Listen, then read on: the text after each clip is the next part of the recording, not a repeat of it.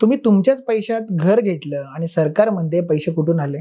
उत्तर नसेल तर सरकारचा दंड थेट 78% जाऊ शकतो. हे काल्पनिक प्रकरण नाही आहे, ही खरी घटना आहे. रुपेश धाकटे नावाच्या नागपूरमधील एका नागरिकाची त्याचं प्रकरण हे सर्वसामान्य नागरिकांसाठी एक मोठा धडा आहे. कारण आपण अनेक वेळा विश्वासाने आणि पारदर्शक हेतूने व्यवहार करतो. पण कायद्याच्या काचेतून जर बघायला गेलं तर व्यवहार हे चुकीचे ठरू शकतात. जर योग्य पुरावे नसतील तर.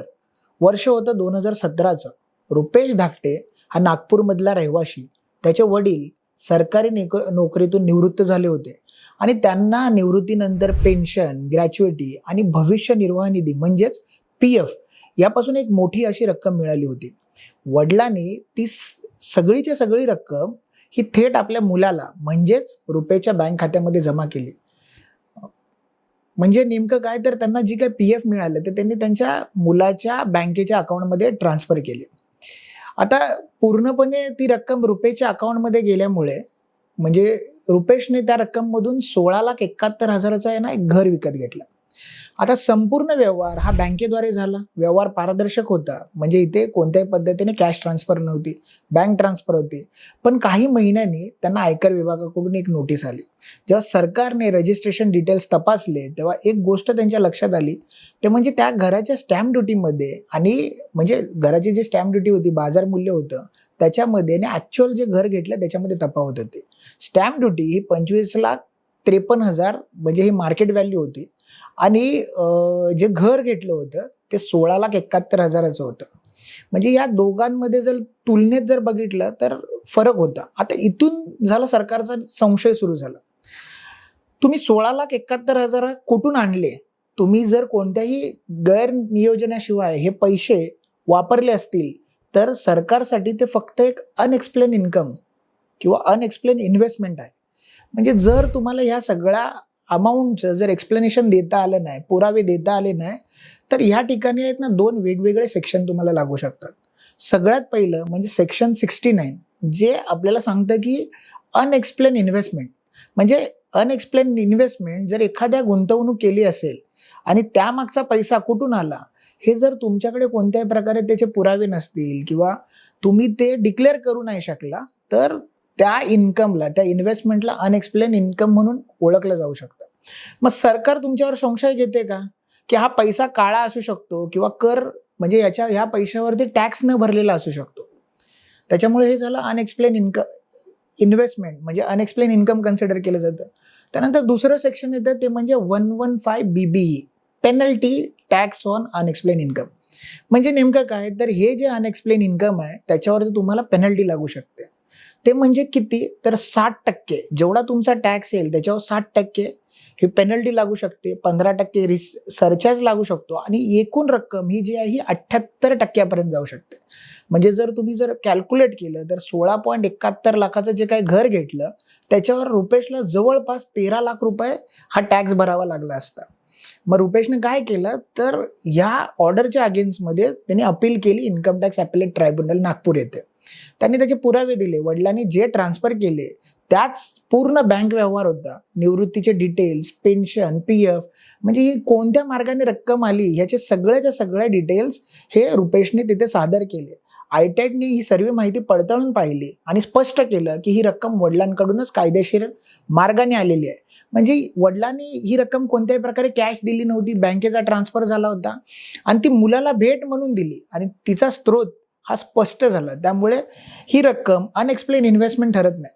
परिणामी रुपेशच्या बाजूने निर्णय लागला आणि सरकारकडून लावलेले 13 लाखाचा हा दंड हा रद्द करण्यात आला. ही एक केस स्टडी नाही आहे, पण अशी प्रकरणं अजून अनेक ठिकाणी घडतात. या प्रकरणातून आपण काय शिकतो तर ह्या प्रकरणामधून बऱ्याचशा अशा गोष्टी आहेत जसं की बऱ्याच लोकांचं असं असतं की माझेच पैसे आहेत ना, एवढंच म्हणणं पुरेसं नाही. कायद्याच्या दृष्टीने माझेच पैसे आहेत हा दावा केवळ भावना आहे. त्या संदर्भातली तुम्हाला पुरावे द्यावे लागतात.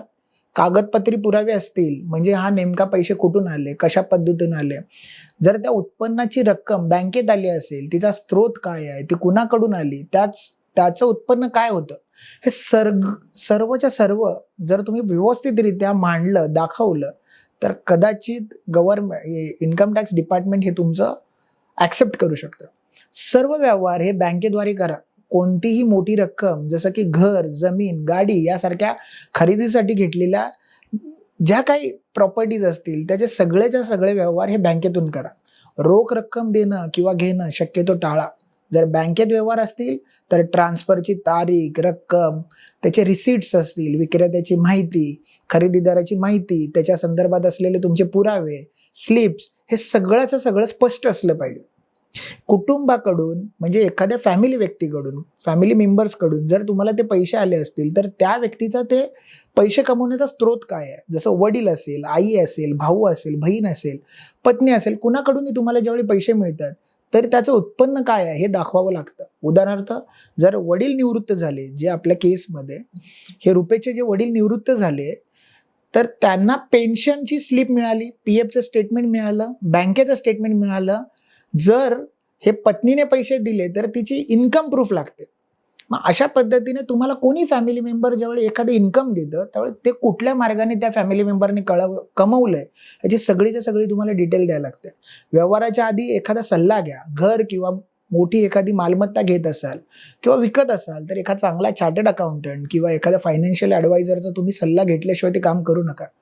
ते तुम्हाला आधीच काय पुरावे लागतील, किती कर लागेल आणि त्या संदर्भात तुम्हाला काय स्पष्टीकरण भविष्यामध्ये द्यावं लागेल ह्याच्या संदर्भात तुम्हाला ते मार्गदर्शन करतील.